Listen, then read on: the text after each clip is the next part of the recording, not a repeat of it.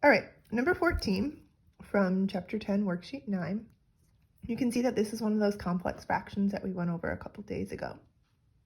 When I first taught this lesson, I showed you there were two ways to do it. Okay, the first way was to just rewrite it with a division symbol instead, or the second way was to use the LCD and to multiply by it. Since this numerator is just one fraction and this denominator is one fraction, I'm going to go ahead and rewrite it and just change this big fraction bar to a division sign. So that'll leave me with x squared plus 8x plus 15 over 2x plus 2. I'm going to switch it to division, and then x squared plus 2x minus 15 over x squared minus 2x minus 3.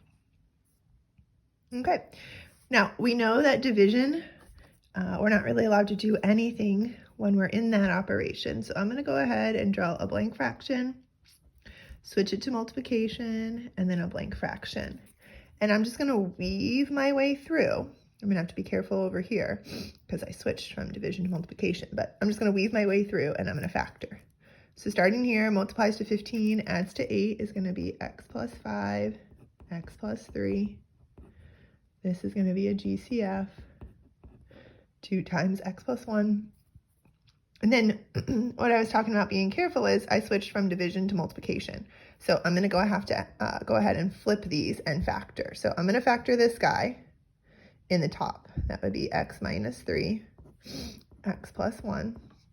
And then I'm going to factor this one in the bottom, x plus 5, x minus 3. And now once I'm in multiplication, I can start canceling. So remember, start with what exactly the same. And we're looking in a numerator and a denominator. And so that leaves me with x plus 3 over 2 as my final answer.